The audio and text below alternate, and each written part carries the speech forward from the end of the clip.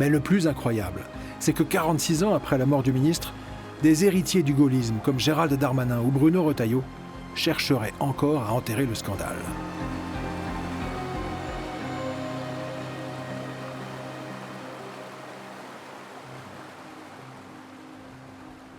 En janvier 2025, à 78 ans, Elio Darmon balance à la juge Nahon à Versailles le nom du tueur du sac qui aurait été identifié par son avocat, Jean-Pierre Mayonne-Libaud. On le voit ici photographié par Libération en 1980 en compagnie d'un policier DRG, beau-frère de Pierre de Bizet. Jean-Pierre Mayonne-Libaud était archi couvert par les flics et par les services secrets, parce qu'on a appris qu'il faisait des missions d'élimination pour le compte des services secrets français. Il avait une double casquette, protégé par les flics et protégé par les services secrets, parce qu'il avait une série de meurtres à son action qui arrangeait les services. Voire il l'utilisait pour ce genre d'opération. Ah non, mais il l'utilisait, c'était clair. Il était protégé, ce mec. Mais en même temps, sous mandat d'amener ou sous mandat d'arrêt d'un juge pour des meurtres. Parce que les juges n'étaient pas forcément au courant qu'il était protégé. Toujours début 2025, Darmon confie à la juge le petit bout de papier sur lequel il avait noté en 1979 la plaque d'immatriculation du complice de Mayonne-Libaud, le conducteur de la Mercedes. Les gendarmes vont rapidement identifier son unique propriétaire, Henri Géliot, un cafetier de Pigalle lié au sac et mis en cause à plusieurs reprises entre 1939 et 1958 pour vol, falsification de passeport et même violence avec arme à feu. Darmon révèle aussi pour la première fois à la juge qu'au roi René, de Bizet avait laissé entendre que le commanditaire du kidnapping de Boulin était Charles Pasqua.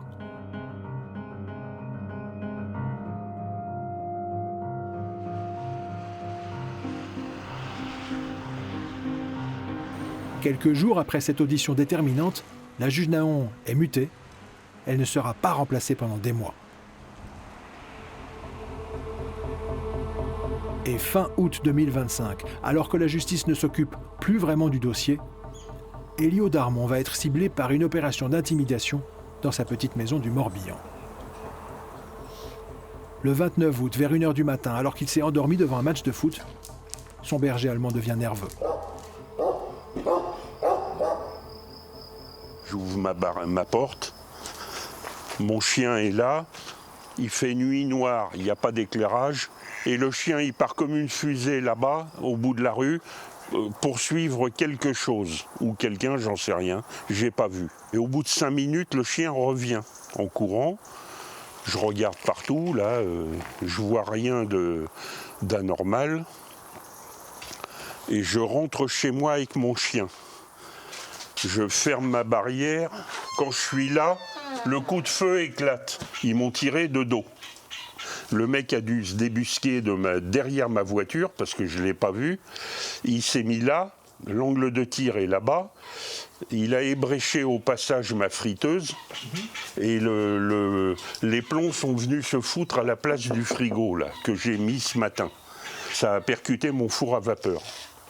Voilà. Dont la vitre a explosé. Je ne sais pas s'il a loupé son tir ou s'il a voulu m'impressionner. Je dis qu'il a pris le risque de me tuer. Si c'était pour m'impressionner en tirant à gauche, il a quand même pris le risque que des plombs m'atteignent. La version des gendarmes, c'est de me donner un avertissement. Pourquoi ? Parce qu'ils ont retrouvé les douilles à la verticale. Et ça, c'est un message dans le milieu, on connaît. C'est un message pour montrer aux gens qu'ils doivent se taire.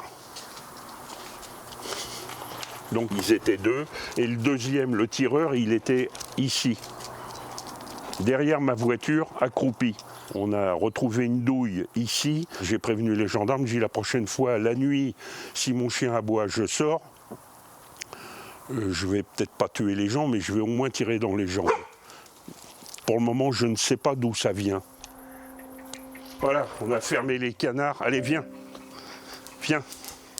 Doucement. Doucement, hein? Il m'a sauvé la vie, le chien là, hein? Le lendemain de cette agression, Elio Darmon porte plainte auprès d'un gradé de la gendarmerie venu de Lorient. Donc il me dit l'affaire Boulin. Ça vous parle? Je dis oui, vous le savez bien. Je dis j'ai témoigné, j'ai livré les noms des assassins. Et je dis au jour d'aujourd'hui, ma déposition n'a jamais été démentie par personne, y compris par les flics de l'époque. Il me dit on sait. Il me dit on a appelé ce matin nos collègues de Versailles en charge de la commission rogatoire. Ils nous ont confirmé qu'il y avait un danger qui planait au-dessus de votre tête. Sans plus. Je lui dis qu'est-ce que je dois comprendre? Il me dit fermez votre bouche, arrêtez de parler à tort et à travers aux journalistes. On vous interdit de parler de la fusillade, ça doit rester secret. Il me pose la question, je lui dis pourquoi? Je lui dis il y a une centaine de fusillades tous les jours en France, c'est marqué dans les journaux et on n'en fait pas mystère. Et il me dit oui, c'est vrai, mais il me dit celle-là, on n'en parle pas. Mais je dis attendez, il y a un loup. Je dis, j'ai pas fait Sciences Po, monsieur, mais j'ai une cervelle, et je suis à même de comprendre que si vous me demandez de garder cette fusillade secrète, c'est qu'il y a quelque chose au-dessus. Il y a un loup. Qu'est-ce qu'il vous dit? Il répond pas. Je dis, il y a un loup, dites-moi tout, je suis la victime. Il me dit, monsieur, on ne peut pas vous dire, on a eu nos collègues de Versailles, on ne peut pas vous dire, il y a un danger effectivement qui plane au-dessus de votre tête par rapport à votre témoignage. Il me fait comprendre, il me dit, vous avez mis en cause les services de l'État. Je dis, oui. Mais je dis, monsieur, je n'ai pas menti. Il me dit, non, mais c'est ça le problème. Il me dit, vous n'avez pas menti. Il me dit, on a vérifié, tout colle, ça irrite la classe politique, en parlant en général. Il me dit qu'ils n'ont pas besoin de ça en ce moment.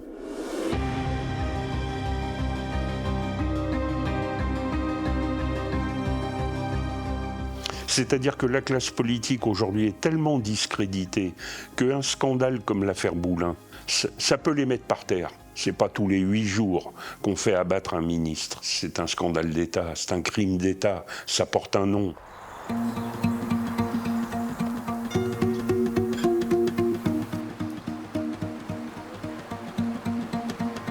Depuis près de 50 ans, à l'instar d'Élie Darmon, une dizaine de témoins clés qui soupçonnaient la direction du RPR d'avoir joué un rôle dans la mort de Boulin sont décédés de mort violente ou ont été mis sous pression. Colette Boulin, qui avait acquis la conviction que son mari avait été assassiné, début 1980, affolée à l'idée qu'elle porte plainte, un notable du RPR, Achille Peretti, maire de Neuilly, lui aurait proposé d'acheter le silence de la famille Boulin. Vous savez, on a porté plainte en 83. Simplement, alors que mon père est mort en fin 79. On a eu des très grosses pressions pour qu'on ne porte pas plainte. Bon, notamment celle d'Achille Peretti. Alors, il était maire de Neuilly, membre du Conseil constitutionnel. Ma mère a toujours su que c'était un assassinat. Mais mon frère et moi, on a cru toutes les autorités qui nous ont dit qu'ils faisaient tout au plus fin, toute la vérité sera faite, etc. Donc nous, on avait été élevés comme ça dans le gaullisme, la grandeur du gaullisme, de l'État. Enfin, on n'avait pas imaginé qu'on puisse nous mentir à ce point. Donc, on commençait à avoir de sérieux doutes sur ce qu'on nous avait dit. Et là, réflexe exceptionnel, on a mis un enregistreur sur le haut de la bibliothèque et on a enregistré Peretti. Et Peretti qui vient voir ma mère en disant « Colette Boulin, il faut vous remarier ». Et puis de toute façon, j'ai le feu vert de l'Assemblée, 1 milliard, 2 milliards, 3 milliards, comme vous voulez.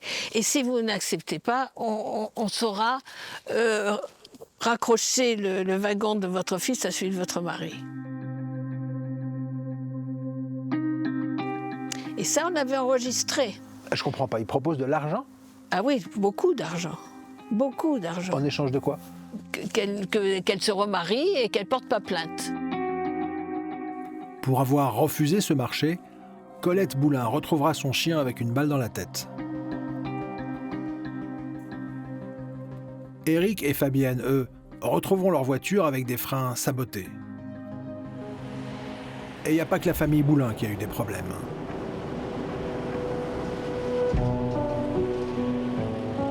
James Sarrazin, le journaliste du Monde qui avait finalement acquis la conviction que Boulin avait été tué, molesté devant le palais de justice de Paris en novembre 1979. Francis Christophe, un journaliste de l'AFP qui avait découvert que la prétendue lettre de Boulin annonçant son suicide était en fait une photocopie suspecte, placardisée de l'AFP dans les années 80.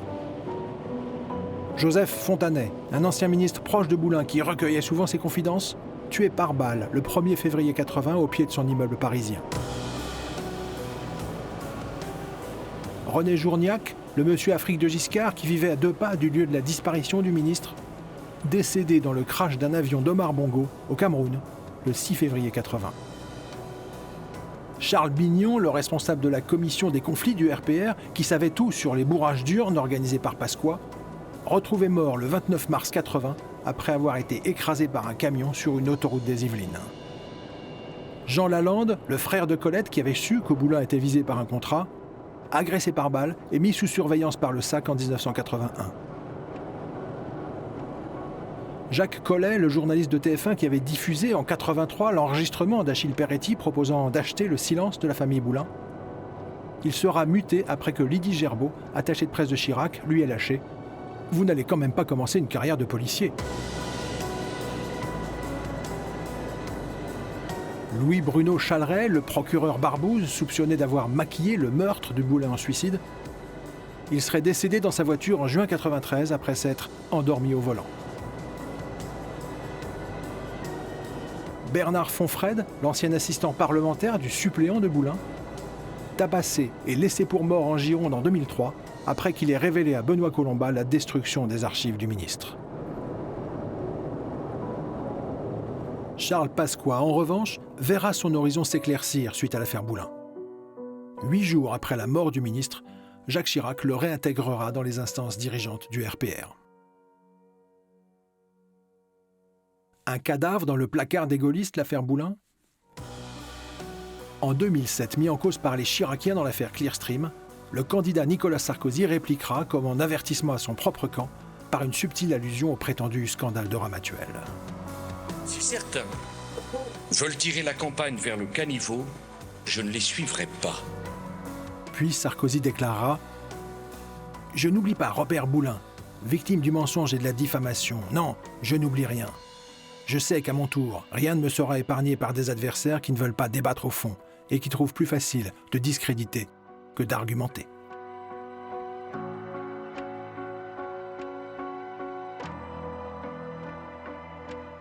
Les années de plomb à la française, on a l'impression qu'il n'y a même pas besoin d'avoir de mafia ou de terroristes pour que les gens s'entretuent. Ou alors c'est que tout le système est mafieux. Ouais. C'est bien pour cela que cette affaire est si explosive, parce que regardez cette réalité en face, même si on peut considérer que c'est un passé assez lointain, mais il n'est pas si lointain, en fait, ça fait partie de notre histoire, qu'on le veuille ou non. Et donc évidemment, une partie du personnel politique n'a pas forcément envie qu'on remette tout ça dans la lumière. C'est pas une histoire familiale, c'est l'histoire de la France, avec quelqu'un qui défendait les valeurs de la République. Et moi, je défends la vérité et la justice. Ça nous coûte cher, ça, à tout point de vue, hein, parce que mourir pour ses idées, mais de mort lente, mais c'est ce qu'on fait quand même. Voilà. Et donc, il faut savoir quand même l'importance de la mort de cet homme, qui était un moment quand même stratégique pour l'économie française, qui était un homme qui était porteur de valeurs que les Français, je crois, veulent encore et aspirent. Hein, et donc, c'est un coup d'État. De tuer un ministre comme lui qui allait peut-être devenir Premier ministre, c'est un coup d'État.